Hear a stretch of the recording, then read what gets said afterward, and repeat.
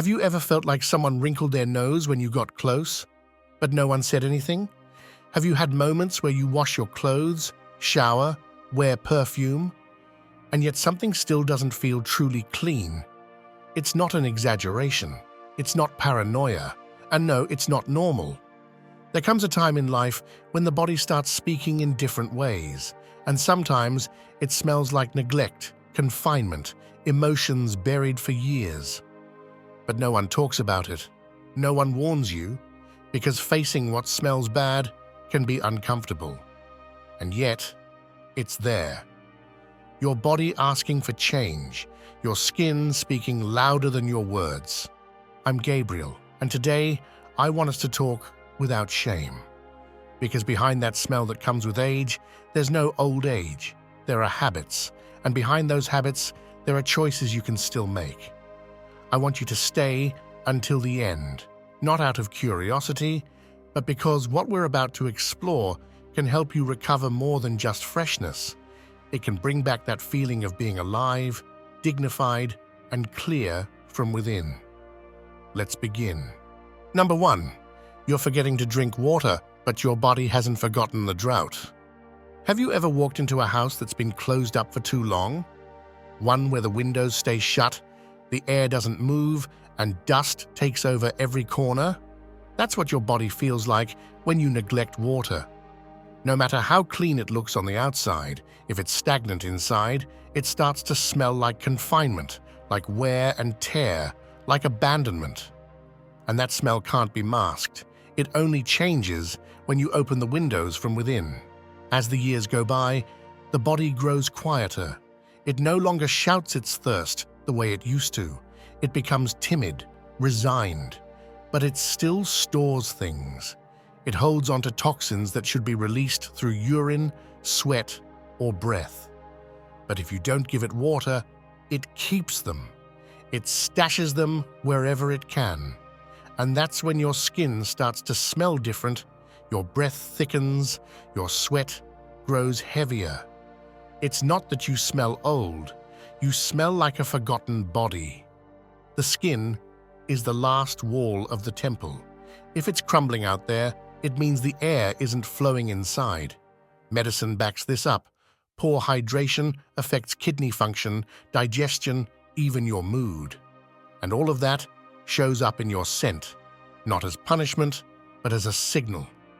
Like a faint smoke that warns something inside is slowly burning. Marcus Aurelius believed we must care for what we've been given, not as a possession, but as a purpose. Your body at this stage doesn't need to run or carry things anymore, but it does need to be heard.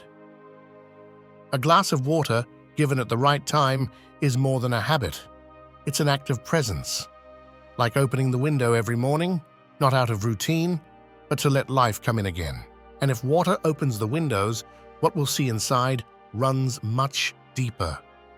Because the next smell doesn't come from the skin, it comes from the gut.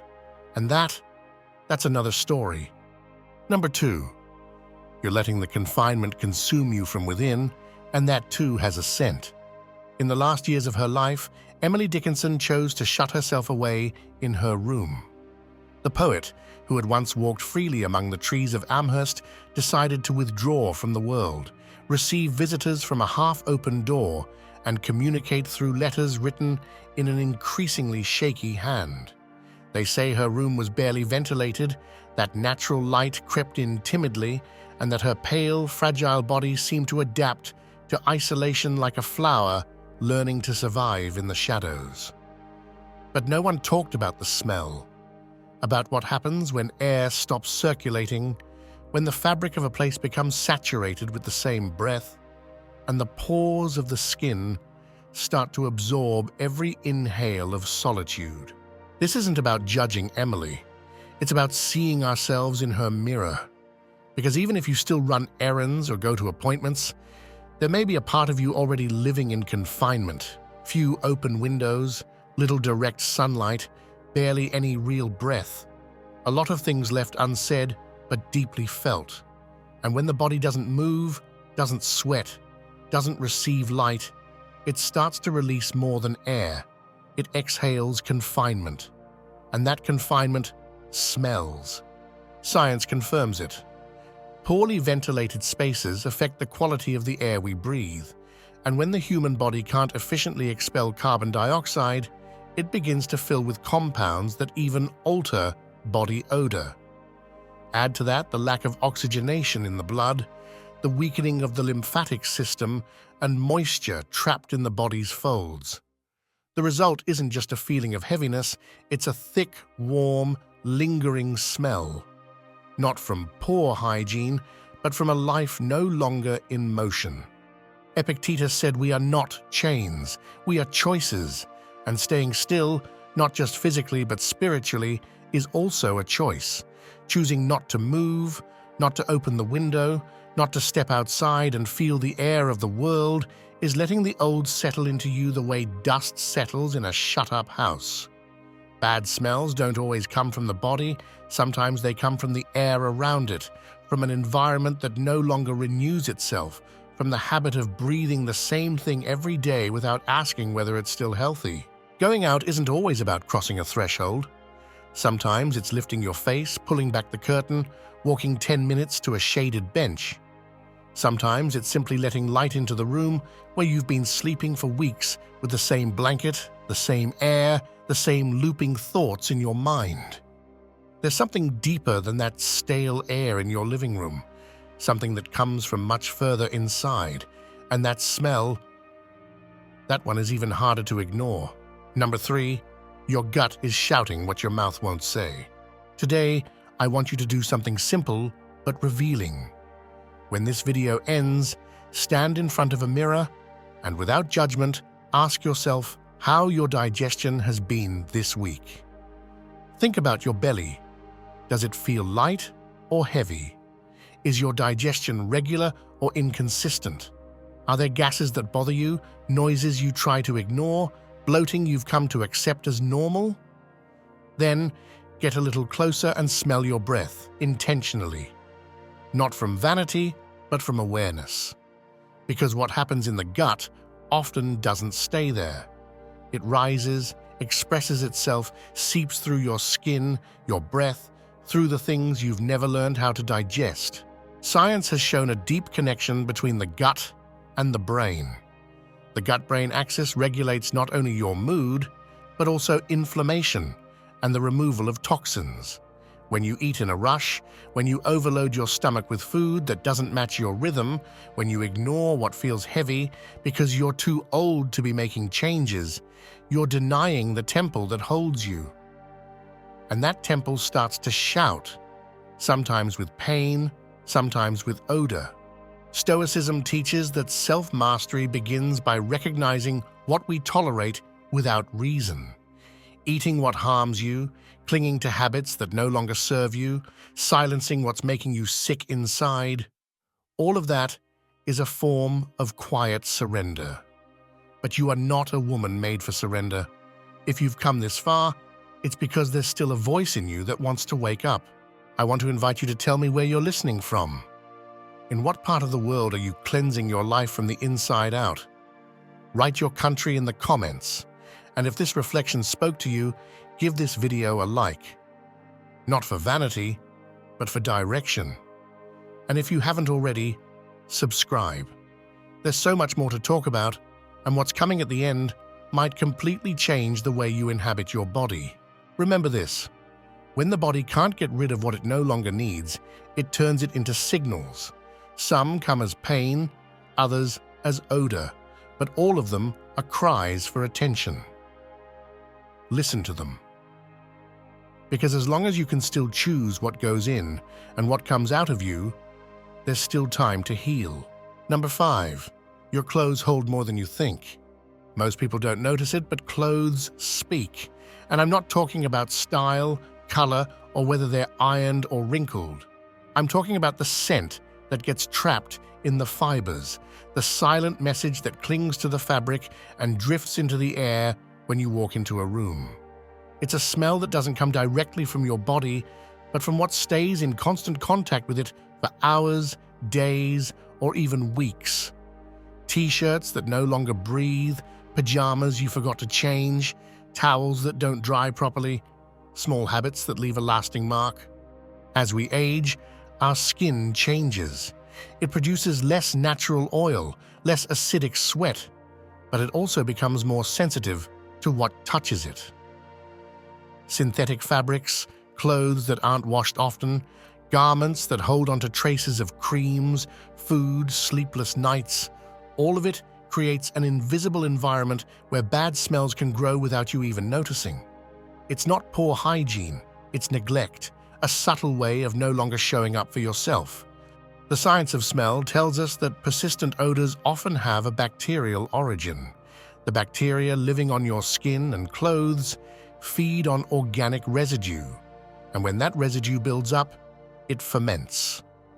The result is a scent that no longer belongs solely to your body, but to everything that surrounds it.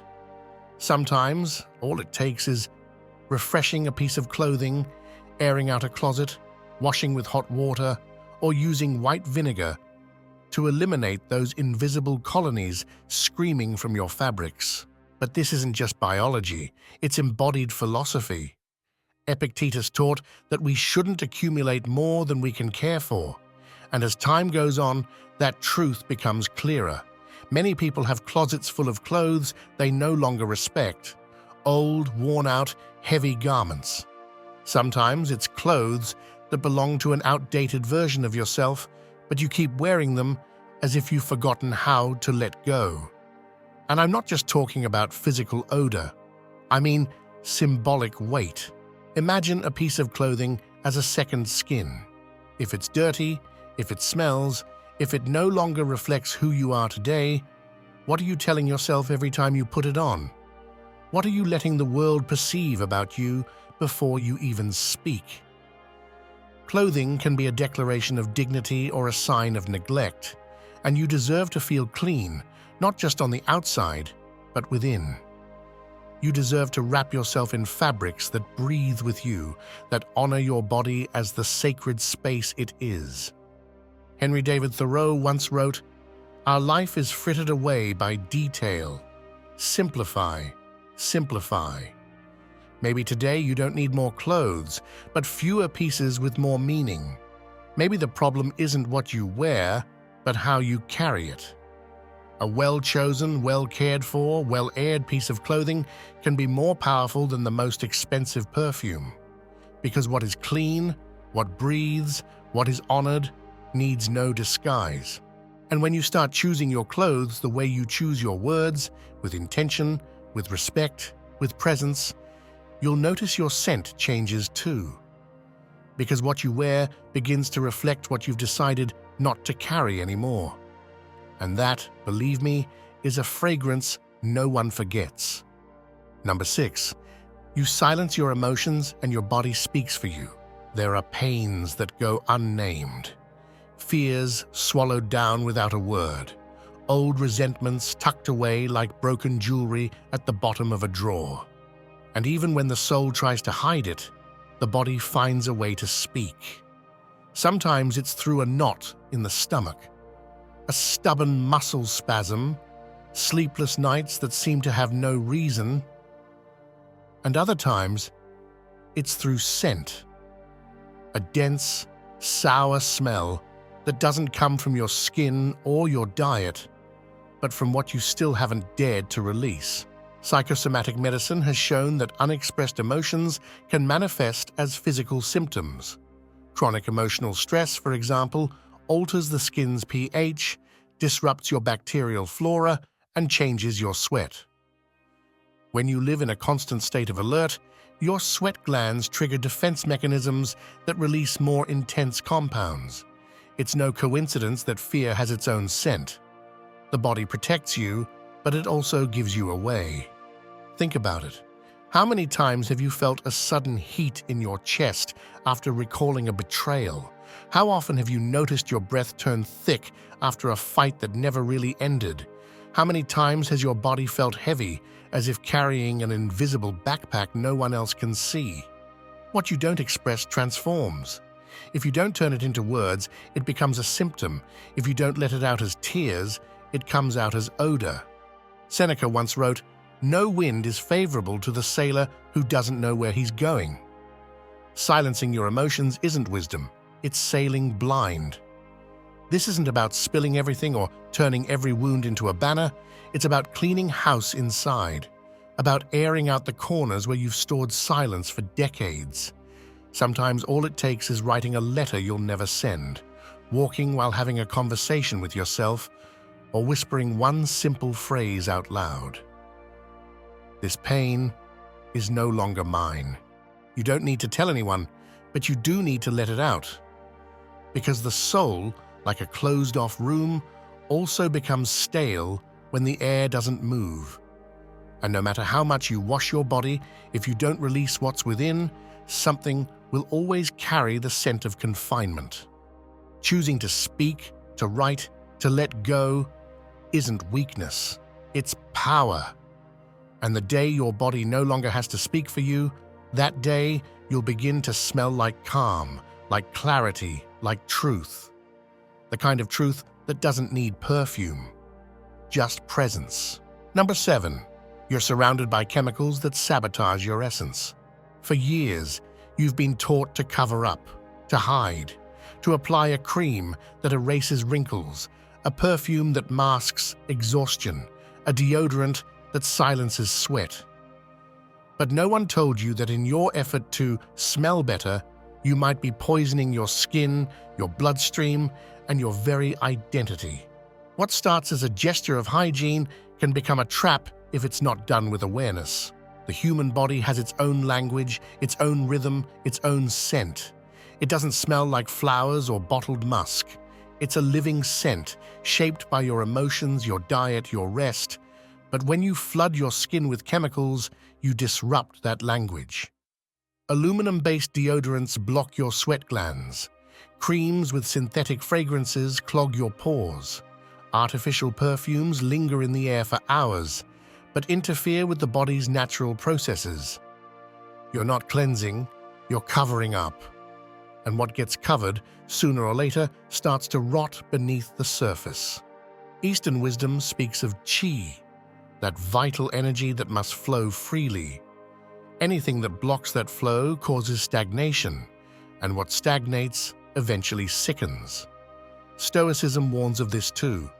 If you alter what's natural in order to please others, then you're no longer living by your own nature, but by someone else's judgment. Marcus Aurelius wrote that, "To live in accordance with nature is to live in freedom." And that applies to your skin too. This isn't about smelling bad.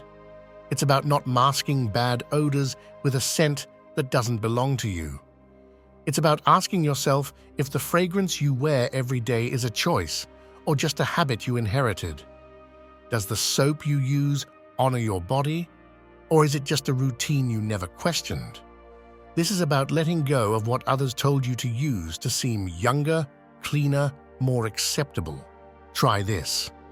Let your skin breathe for an entire day without any products, just warm water. See how it reacts, what it says, what it releases. It won't be easy at first. We're used to covering up, not listening in. But if you can move through that discomfort, you'll discover that your body, even in silence, speaks with dignity. And when you reclaim your true scent, the one that doesn't assault or pretend, the one that's born from how respectfully you care for yourself, you stop being a woman who adapts and become a woman who stands firm. There's no scent more powerful than that of someone who stopped hiding, because it smells like freedom. If you've made it this far, I want you to hear this clearly. You are not a passive spectator of your body or your life. You are conscious presence. You've listened to truths many would rather avoid. You've crossed the threshold of silence and dared to face what others cover with fragrances and excuses. That, at this stage in life, is an act of courage. Because to recognize yourself is also to care for yourself, not just the visible, but what radiates from you, what lingers in the air when you pass by, what your skin and breath communicate when no one's speaking. My name is Gabriel, and if this space has held you, awakened something in you, or simply kept you company while you reflected, I invite you to subscribe and hit the notification bell. Because this isn't about entertainment, it's about remembering that every day can be an act of dignity. And dignity isn't improvised, it's cultivated. If this message spoke to you, write in the comments, "My body is wise," and tell me what country you're watching from. This isn't just a prompt, it's a declaration, a way of telling the world and yourself that your body, your presence, and your scent have a right to be clean, not out of obligation but by choice. Thank you for staying until the end. Thank you for not closing the window when the conversation got uncomfortable. And if you know someone, a sister, a friend, a neighbor, who needs this kind of firm and honest word, share this with them. That small gesture might be the beginning of a transformation they never saw coming. I'll see you in the next video. Until then, care for your body as if it were your sacred home, because it is.